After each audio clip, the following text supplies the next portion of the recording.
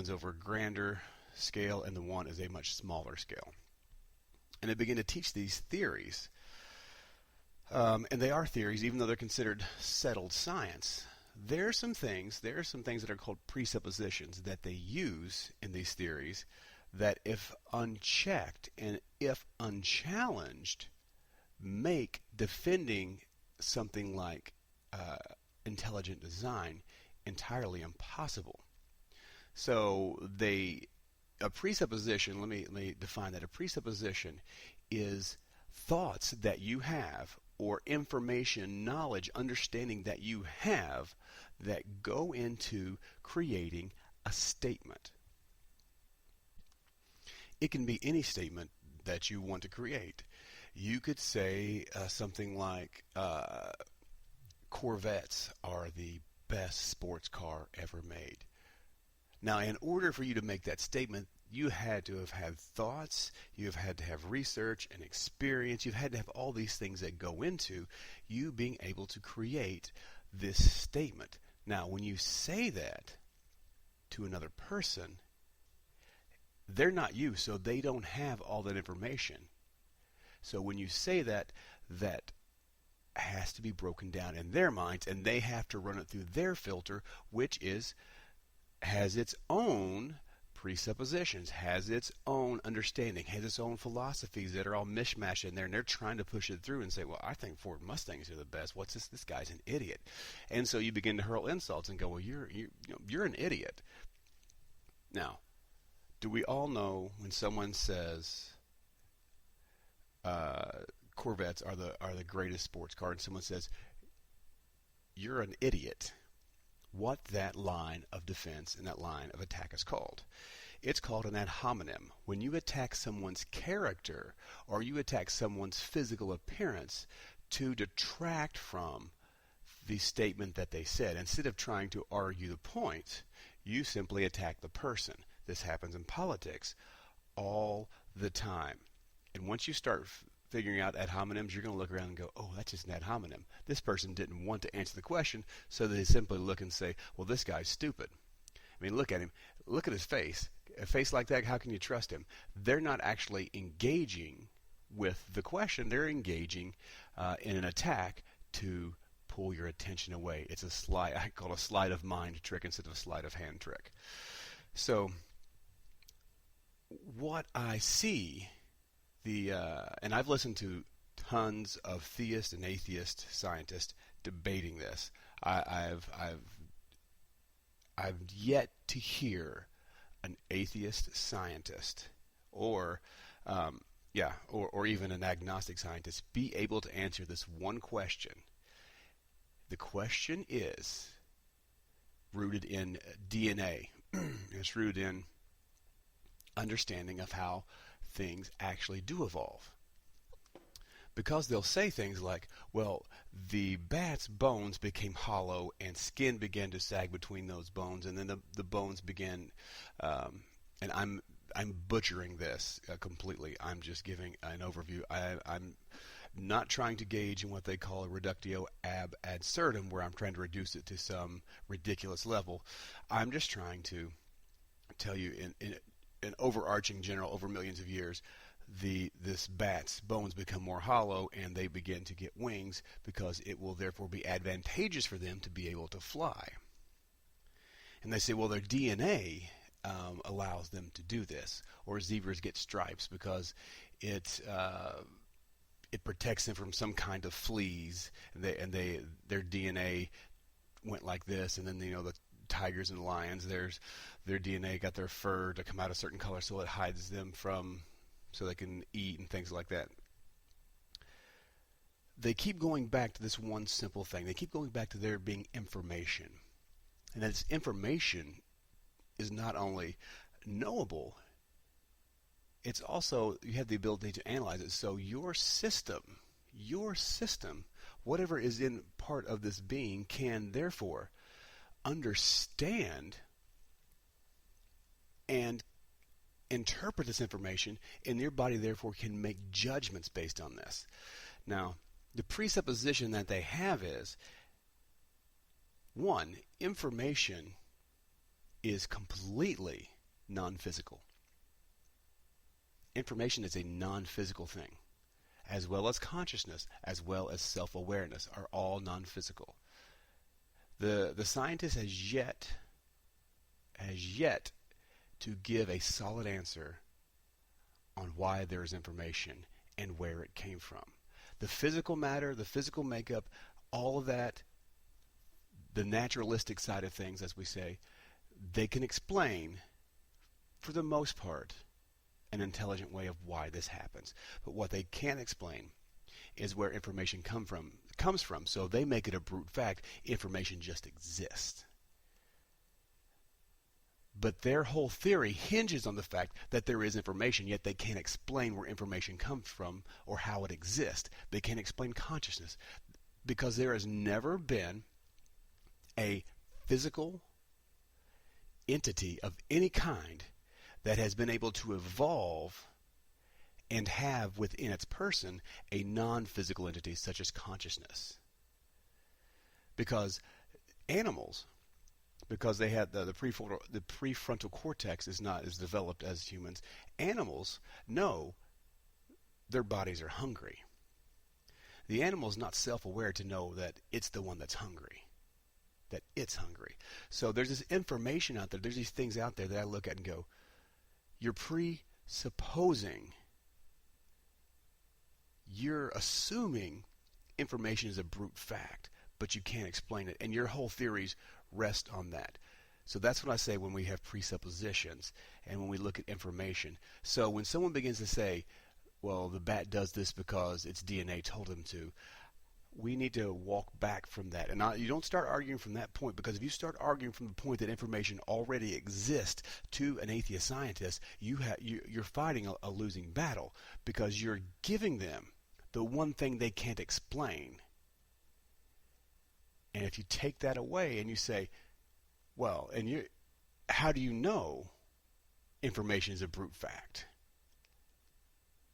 That's the question you ask. See, conversations with people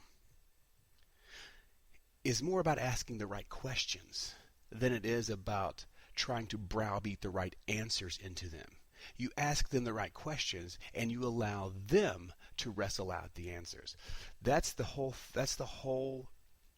goal of Unabashedly Resolute. That's the whole goal of my essays. The whole goal of all my writings is to challenge you to think about this yourself, is to challenge you to ask the questions and to wrestle it out. I'm not here to give you all the answers, because I'm still getting the answers myself.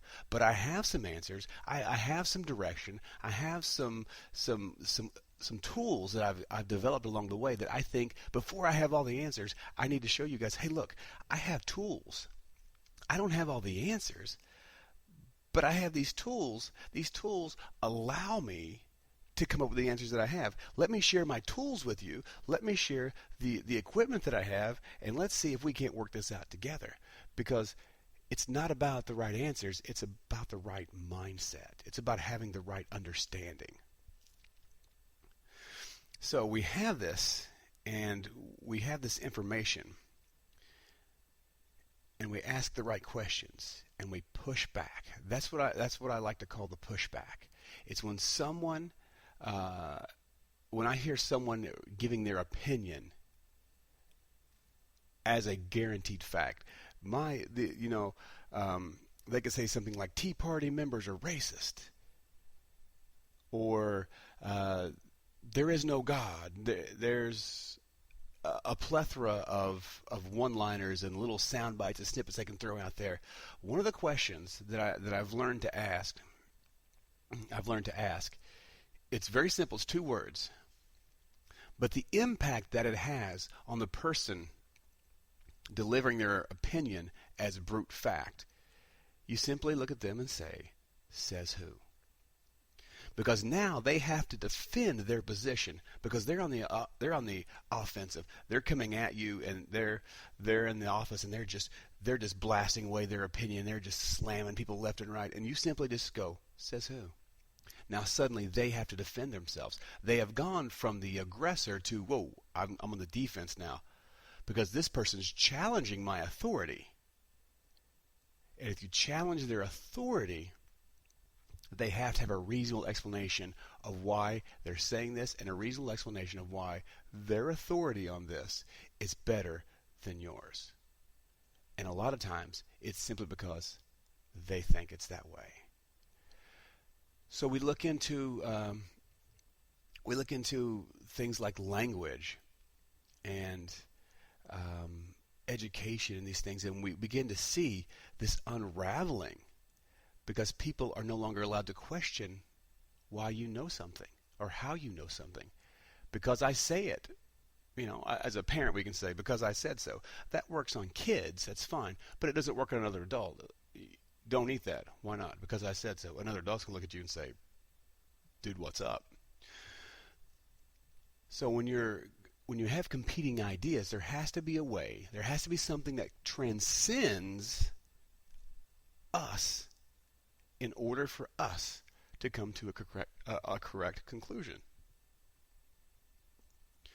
And for those of you that think that this is silly and this is not happening and there aren't educators out there that are teaching this, Alex Rosenberg is a professor at Notre Dame of philosophy, and he had a couple years ago, 3-4 years ago, he had a debate with William Lane Craig. Those of you who don't know the name William Lane Craig, go to Reasonable Faith, I think it's .org or reasonablefaith.com. Look up William Lane Craig and begin to listen to his debates. If you want to know how to debate someone, if you want to know how to dissect and deconstruct the arguments and gain encouragement, listen to the debates and let the opposing debates, listen to those fully. Don't shut them out. Don't get nervous. Listen to them and let the full force of that hit you, and then watch how he answers the questions. William Lane Craig is one of the greatest minds of our time. He's fantastic. And the other guy you should listen to is Ravi Zacharias. For my money, William Lane Craig and Ravi Zacharias are the two greatest thinkers of the 20th century and 21st century. And I put them up there. I put those guys up there with C.S. Lewis, George MacDonald, G.K. Chesterton, and all those guys. These guys are amazing thinkers, and they have helped me so much. So much they've helped me develop tools on how to talk to people. But Alex Rosenberg actually wrote a book where he said language doesn't matter, and language is up to interpretation, and that words no longer have meanings, and sentences don't mean anything. Now, he was challenged not only by William Lane Craig, but he was also challenged by a student in the audience of this debate, and the student said, you say that words have no meaning and sentences have no meaning, but yet you wrote a book saying this. Why should we believe you? And if we believe you, and if what you're saying is right, why would your words have any meaning? Why would they have any value? And he gave this long-winded answer, which is what I call a red herring, which he tried to take somebody's attention away and tried to bring it around. He tried to come through and say, well, the words on the page are simply just marks, and these marks will fire neurons to go and change and cause behavioral changes in your brain just because these words don't really mean anything, but these marks will. So what he's talking about is communication. What he's talking about is language. What he's talking about is words. What he's talking about is civilized language and understanding. But yet he tried to detract from that and say words don't matter because it benefited him in his philosophy to say that. But yet it untethered him from corresponding with reality. And his philosophy does not correspond with reality, and it falls extremely short because he has made himself moot, which means it doesn't matter, and mute, basically saying if his words don't mean anything, then he might as well be quiet. And if he does happen to say anything, it has no value. So he's made himself irrelevant. Therefore, his theory falls upon itself and falls apart. So it cannot correspond with reality, and therefore is not reliable to apply to your own reality or to your own personal philosophy. And as we begin to understand how to find